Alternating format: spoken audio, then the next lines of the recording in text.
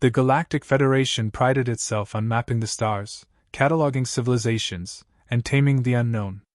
Across the vast reaches of space, countless worlds had been found, some barren, some lush, and some hostile beyond reason.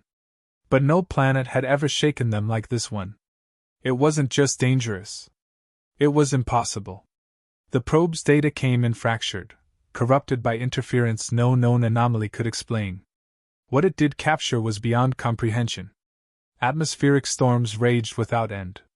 The air was thick with unbreathable compounds, heavy metals, and radiation surges that should have made life untenable.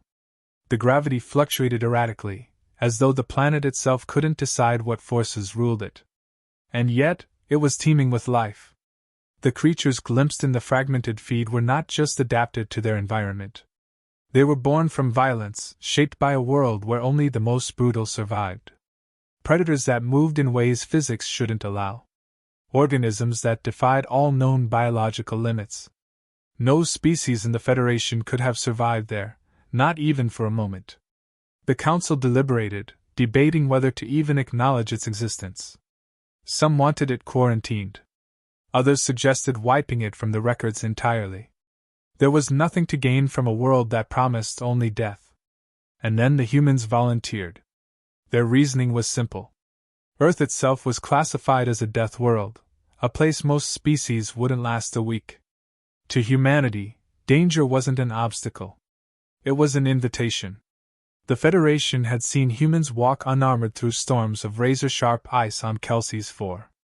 They had watched them tame apex predators thought to be untrainable, endure conditions that made lesser beings crumble. They thrived where others faltered. So when they asked to go, no one dared to stop them. The team was handpicked. Dr. Elias Carter, a veteran in exarchaeology, chosen for his ability to recognize patterns in ruins no one else could decipher. Lena Vasquez, an expert in dead languages, with an uncanny talent for recognizing linguistic drift. And Jared Klein, an exosuit specialist, because if anything on that planet tried to kill them, he was the last line of defense. Their vessel, the Horizon's Edge, was reinforced with the best human engineering had to offer. Hardened against radiation.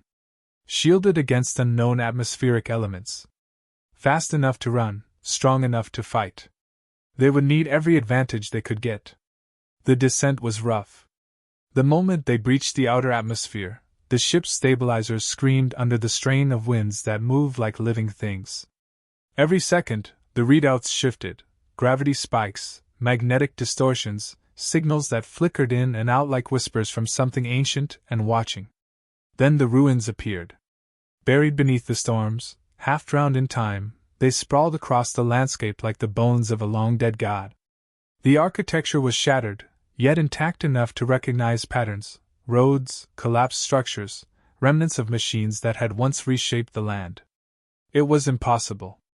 Civilizations didn't form on Category 6 death worlds. Intelligence didn't emerge in places designed to extinguish it.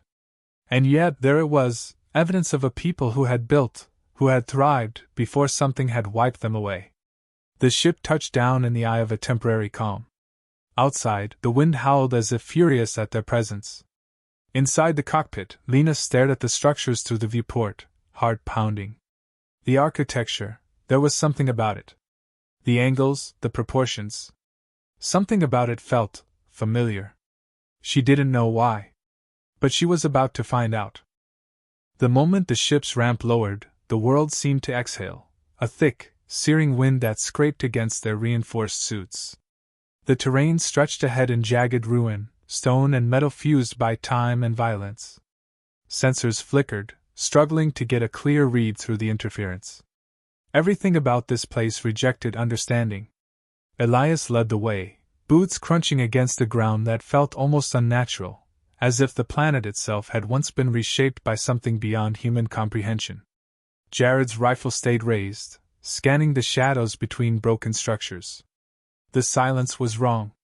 A world this hostile should have been alive with the sounds of hunters and prey. Lena's attention was locked onto the walls, half-buried slabs covered in markings that shouldn't exist here. She stepped closer, brushing off layers of decay. Her breath hitched. The patterns weren't alien. They weren't random. They were words. Time had worn them down, but the structure of language was unmistakable. Not just communication, human communication, shapes and symbols that echoed the earliest scripts found on Earth. An impossible match. This can't be right, she whispered, her voice barely audible through the suit's calms. But the reality didn't change. The ruins weren't just similar to human architecture. They were human architecture. Jared's voice cut through. Something's watching us. His visor's HUD highlighted movement. A predator crouched in the remains of a toppled tower. 6 limbs, armored hide, eyes that reflected the dim light. It was the kind of creature that would have torn through any known species in the galaxy. But it didn't attack. It sniffed the air. Tensed. Then bolted. Jared frowned. That's not normal. No creature on a death world turned away from potential prey. That was the law of survival. If it ran, it meant one thing. Something worse was nearby. The wind shifted. A low-frequency hum vibrated through the stone beneath them, like a heartbeat buried in the planet's bones. Elias turned, gaze locking onto a structure partially hidden beneath the rubble. A doorway, its frame still intact, its surface untouched by time. A preserved entrance. Sealed. Waiting. Lena didn't hesitate. The words on the doorway were clearer, more defined. As if the world itself had conspired to protect them. She spoke the translation aloud, though every instinct told her she shouldn't. You were never meant to return. The door opened. The air inside was still. Untouched. A stark contrast to the chaos outside. Their suit lights cut through the dark, illuminating walls that hadn't seen the light in millennia. Dust lay undisturbed, but there were no signs of collapse, no decay eating away at the structure. Time had not conquered this place. Elias stepped forward, scanning the walls. Engravings stretched along the corridor, intricate and deliberate. Lena traced her fingers over them, eyes narrowing. The symbols weren't just similar to human script. They were the foundation of it.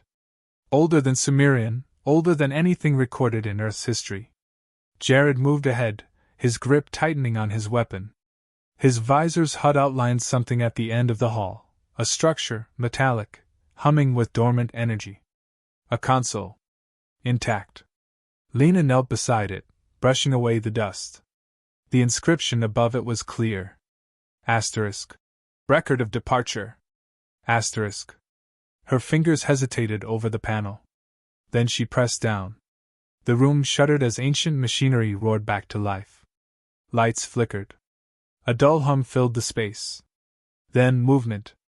A holographic display crackled into existence. A voice followed. Not a recording. A presence. You should not be here. The language wasn't alien. It was old, warped by time, but undeniably human. The hologram sharpened, an AI, humanoid in form but devoid of true features. It studied them in silence before speaking again. You were taken. You were placed somewhere safe. To grow. To forget.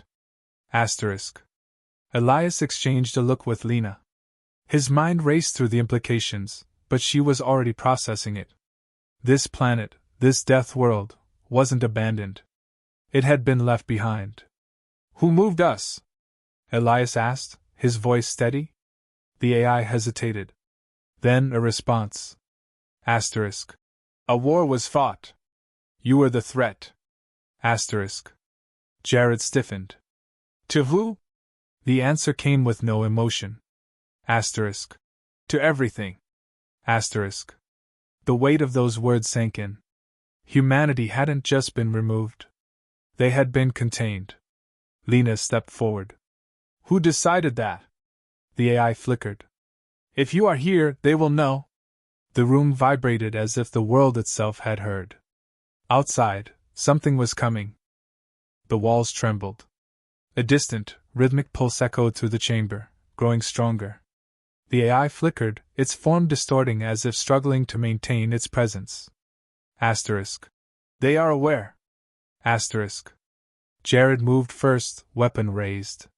Define they. The AI's voice remained calm. Asterisk. The ones who moved you. The ones who feared you. The architects of your exile. Asterisk. Elias processed the words, forcing reason through the storm in his mind. Humanity had been taken, forcibly removed from its own homeworld. Not out of mercy. Not out of protection. Out of fear. Lena's breath was steady, but her fingers curled into fists. What did we do? The AI hesitated. Then, for the first time, it sounded almost regretful. Asterisk. You did not lose a war. You were the war. Asterisk. The truth settled like a weight on their shoulders. Humanity hadn't been defeated. They had been too dangerous to fight. The only solution had been to remove them entirely, erase their past, scatter them across a weaker world where they could be diluted, softened by time. Jared clenched his jaw. And if we return? The AI's response was instant. Asterisk. Then the war continues. Asterisk. The pulse beyond the walls grew louder. Warning lights flickered on their HUDs, energy signatures rising, movement converging. Something ancient had woken. Lena turned to Elias, voice low but unwavering. Do we run? He exhaled slowly, eyes locked onto the AI. No. For the first time in history, humanity knew the truth. For the first time in history, they had a choice. Elias activated his comms, voice steady. Asterisk. Mission Control, this is Carter. Broadcast this message across all human channels. Asterisk. A pause. Then asterisk. Go ahead. Asterisk. He looked at the ruins around him, the proof of what had been stolen. What had been hidden. Asterisk. We weren't meant to survive here. Asterisk. He stepped forward, out of the chamber, into the unknown. Asterisk. But we did. Asterisk. The wind howled. Asterisk. And now, we're coming home. Asterisk.